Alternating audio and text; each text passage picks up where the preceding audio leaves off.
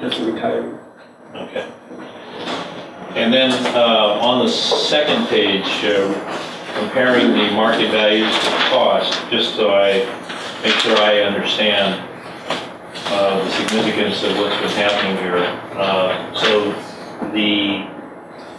for the month of November, we lost $13 million. To be adjusted by changes in the bond. Yeah. And for the month of October, in column E, we had lost $39 million. And since the beginning of this fiscal year, July 1st, in column H, we've lost $82 million. Correct. That's the way to read this. Because I recall in earlier meetings, we were comparing our condition to November 2007. So we had a rather large realized gain. Okay. That's no longer in this set of rules. We had a rather large loss at the end of June. That was when he started with the current real downturn. It was like, if memory serves, it was like 18 million just before these records started. We cut, we're on the fiscal year. We cut off the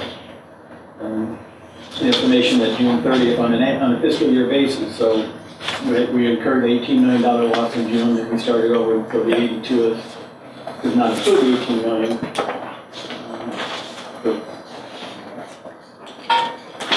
But you're reading them correctly. How come the King's Court market value is included in column B, but not in column P? That would. Well, there isn't any fiscal change, so it's not in the start of the year, but it's being included. It's included in this total here, but not this total. I'm curious why that was. Okay, it just didn't get carried over. It's throwing off the change in the market. There is no change in the market value of that particular item.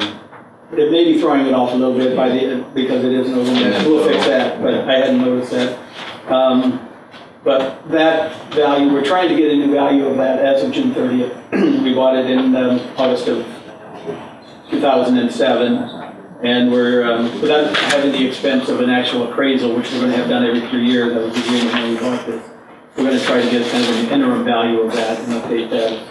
We're going to do that as of June 30th we do it every June 30th of each year for our audit purposes. And if we do have a change in the market, we'll reflect that here. We will have an actual appraisal, and they're somewhat expensive, so we don't want to do it on a annual basis if we can avoid it. So we'll correct that difference and we'll see how it works out.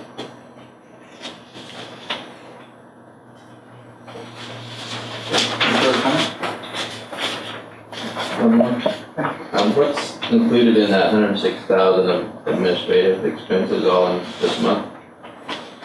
We have like 15,000 year to date, and then all of a sudden we had 106. Primarily that we're billed on a quarterly basis by Bradford, Marzak, Dodge, and Cox.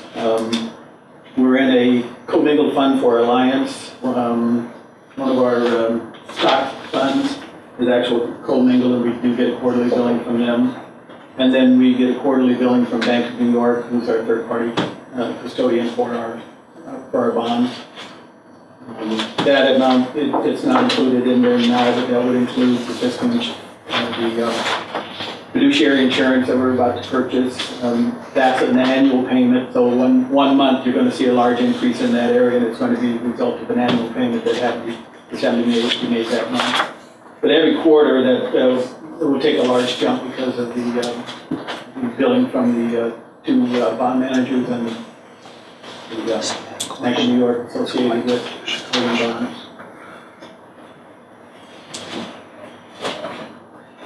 Any further action on 4B, determination higher investment management, or we completed that task?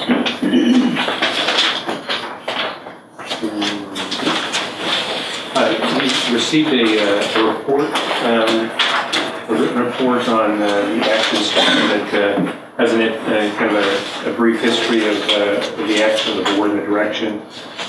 As discussed in part by Tim Knudsen, is that we've had conversations with both Dodge and Cox and PIMCO on the move of 50% of Dodge and Cox, the value of their holdings right now to PIMCO as a new fixed income manager. We actually will have a representative from PIMCO here about 9 o'clock to introduce themselves and the firm to the board. The information we discussed with them how this transfer might happen. It looks as if the most advantageous time to do it from a standpoint of liquidity and the participants in the marketplace and so forth would be in January. One of the things that we discussed was just how to make this transfer happen, and there was a conversation of everything from actually turning Dodge and Cox's investment into cash and transferring that over to PIMCO to essentially looking at what Dodge and Cox currently has in their investment portfolio, moving stocks over. It was thought that we could actually do that, but it would take a lot of negotiation between the two bond managers, and the easiest way to do it was just to convert to cash and to move the cash over in January. As you can see in the report, the fee that PIMCO would charge is 0.46 basis points on the value of the investment, and that is locked in for a 3-year period. We did check with Peter Chan, and he kind of set a range of 0.45 to 0.50 basis points as being kind of a reasonable range of fees for that particular service. No loads or any intermediary costs that are included in the services.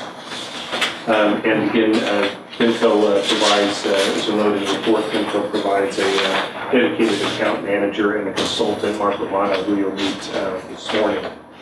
As far as moving to Mainstay, on the equity side, Tim Knudsen and I have been looking at that, and we're looking at, I think it was mentioned when you look at Mainstay's performance over the last number of years, looking at the Morningstar report, Jan's quarterly report, there was a decision that although we would have to realize a net loss in the sale, and it's approximately $3.5 million net loss, that we would realize is that when you look at their performance, the likelihood that as the equity market turns around, that they would perform as well as other alternatives out there was deemed to be that they would not. And the decision was made by this board at its last meeting to move the investment value of investments from Mainstay into the Vanguard Small Cap Index Fund. It is our anticipation that we will be able to do that possibly even today or in the next couple of days at the latest.